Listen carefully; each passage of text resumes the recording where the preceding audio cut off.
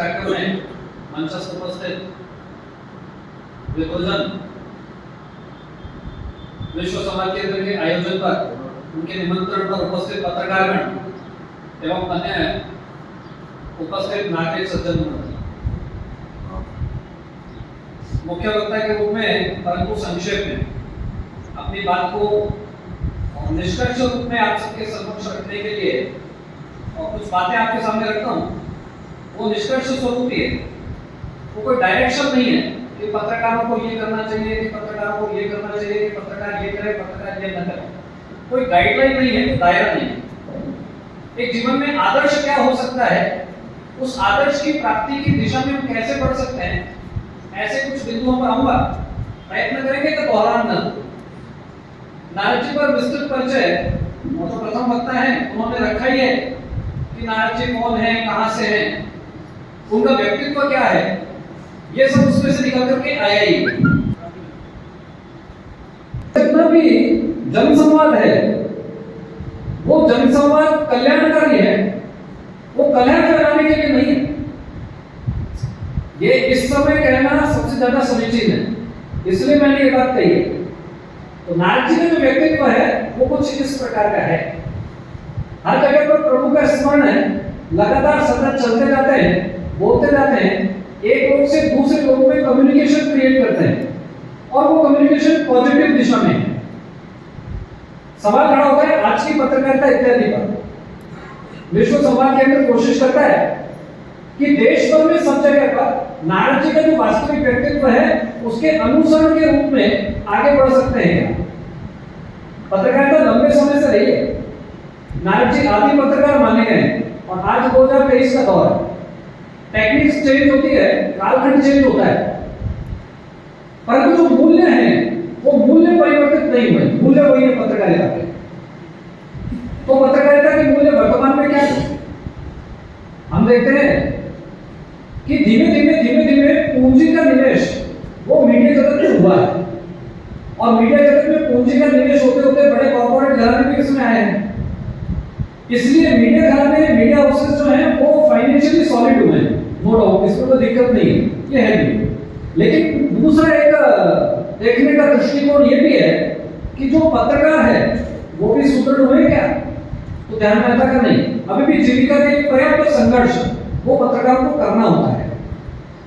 इसलिए आपस में इस क्षेत्र के अंदर विरोधाभास है। कम्युनिकेशन के दौर में जब हम आगे बढ़े, 1826 में हिंदुस्तान के अंदर पहली पत्रिका उद्दंत मार्कंड ये प्रकाशित होना शुरू हुई। साप्ताहिक पत्रिका थी, जुगल किशोर थे, उन्होंने निकालना शुरू किया कोलकाता से।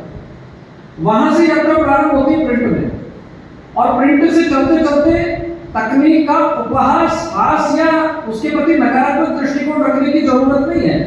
इंटरनेट आया है, सोशल मीडिया आया है, चुनौतियां उसने लाया है, और इंतजार करते रहिए। अभी एआई की दिशा में आ गए हम, आर्टिफिशियल इंटेलिजेंस आ रहा है, और क्या एडिट है क्या एडिट नहीं है आप उसकी आलोचना करेंगे कि सोशल मीडिया हमारे अंदर तक घुस गया है, इंटरनेट की कहां तक गई है। तो इस टूल का यूज कैसे किया जा सकता है, इस दिशा में जाने की जरूरत पड़ेगी। और जब उपयोग करना है तो उपयोग सकारात्मक कैसे हो, यहां पर वैल्यूज की जरूरत पड़ेगी।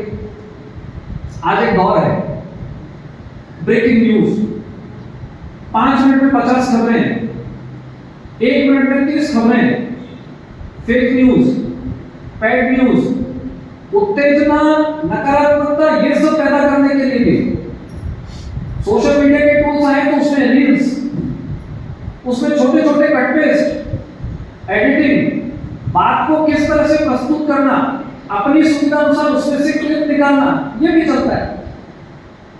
इस सब के बीच में एक और नाम चलता है जिसको कहते हैं एजेंडा न्यूज।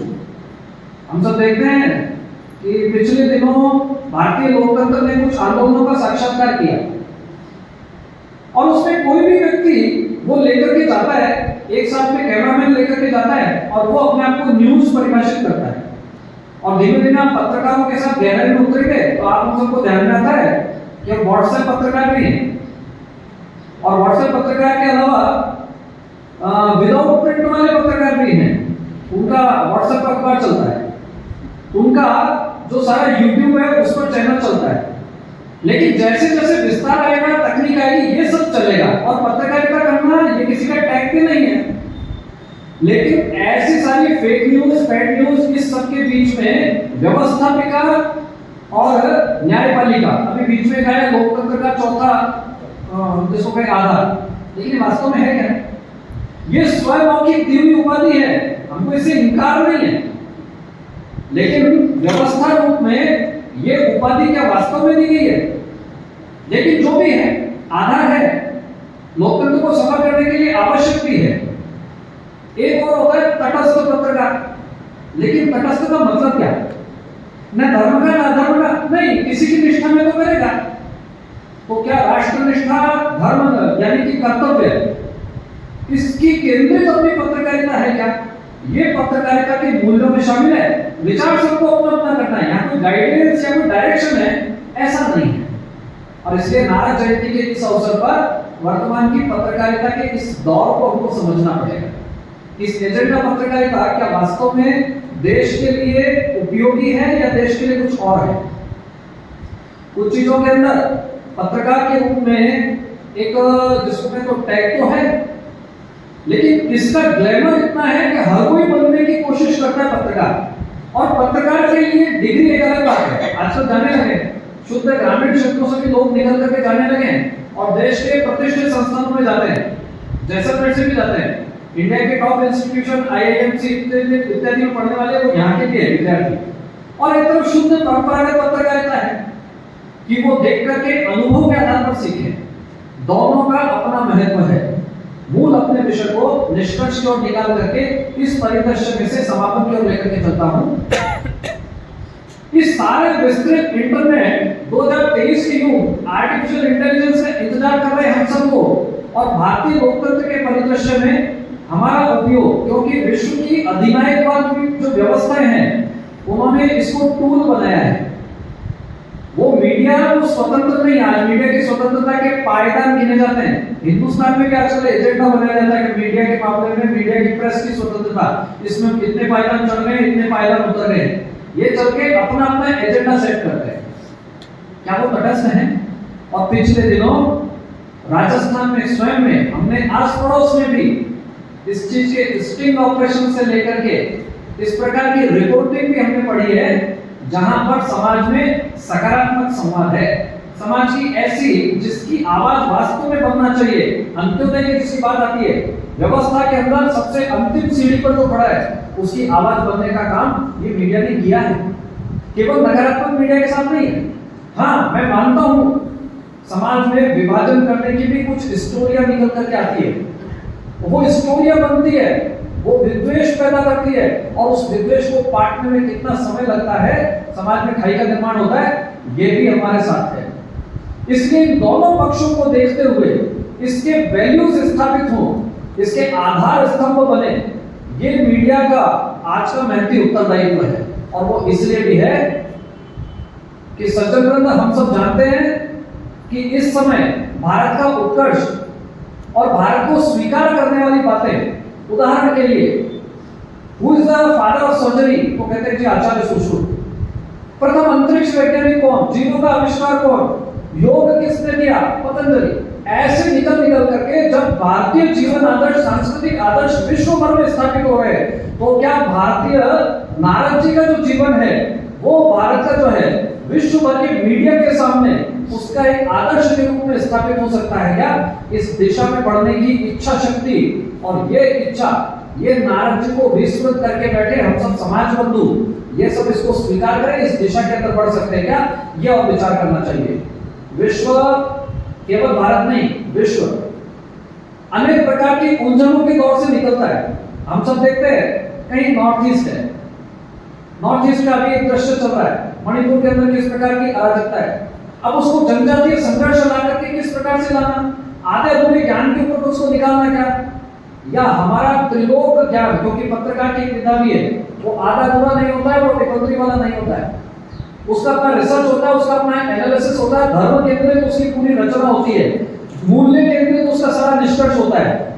झुकाव वाला निष्कर्ष वो वास्तविक पत्रकारिता मूल्य नहीं है। और इसलिए ये चीजें सामने लाने की आवश्यकता है। अब केरला स्टोरी, क्या ये वास्तव में समाज के लिए उपयोगी है? इससे विद्वेष पैदा होगा या सच्चाई सामने आएगी? और सच्चाई से अवगत कराना क्या इस समय समाज की आवश्यकता है? यदि है तो फिर उसको निष्पक्ष रूप से एक अभियान बना करके क्यों नहीं लगना चाहिए? क्योंकि कर्तव्य मार्ग है। इसलिए ये किसी का विरोध, किसी का प्रचार, किसी को प्रमोशन, किसी का आलोचना, किसी को ब्लैकमेलिंग ये नहीं है। समाज के लिए कर रही है, ये करने का सामर्थ्य, ये निर्भीकता, ये निडरता, ये आए वास्तव में पत्रकारिता धर्म ये है। बाकी हाँ, आवश्यकताएं जो है निश्चित रूप से होगी। 2023 के अंदर जो मीडिया हाउसेस वो जब फाइनेंशियली सॉलिड हुए हैं, उनका महत्व बना है। गलाघाट प्रतिस्पर्धा है, तुरंत आनी चाहिए, ब्रेकिंग न्यूज आना चाहिए। हाँ अभी 2 मिनट तो लगा, हाँ सुन ली ना, मैंने देख ली ना, पुरानी हो गई, कल देख लिया था मैंने व्हाट्सएप पर। इस सारे दौर के अंदर सजग और सजगता के साथ में प्रस्तुति के अंदर नारद जी के जीवन का स्मरण करते हुए ये जो सारे वैल्यूज है ये मेरे अंदर आकर के पत्रकारिता के प्रतिमान के रूप में मैं स्थापित हो सकता हूँ क्या? इतना चिंतन विचार ये इस सत्र में करना चाहिए। सुनते हुए लंबा दौर हुआ है, अपने विषय को मैं इतना कह करके यहाँ पर समाप्त करता हूँ। विश्व संवाद केंद्र के कार्यक्रम में आप सब उपस्थित यहाँ पर पत्रकार जो है, मैं इस विषय के लिए अवश्य कहूंगा कि देश भर के अंदर इस दिशा में काम प्रारंभ हुआ है। विश्व संवाद केंद्र नारद जी को लेकर के एक विमर्शों का दौर है। नैरेटिव्स जिसको आज अपन स्थापित कर पाएंगे, आज इस दिशा में सोचेंगे तो विश्व में स्थापना की दिशा में जाएंगे। आप हम सब नारद जी को आदर्श के रूप में मान करके इस दिशा में स्थापना के अंदर आगे के लिए सहभागी हो सके, इतनी शुभकामना व्यक्त करते हुए अपनी बात को यहाँ पूरी करता हूँ।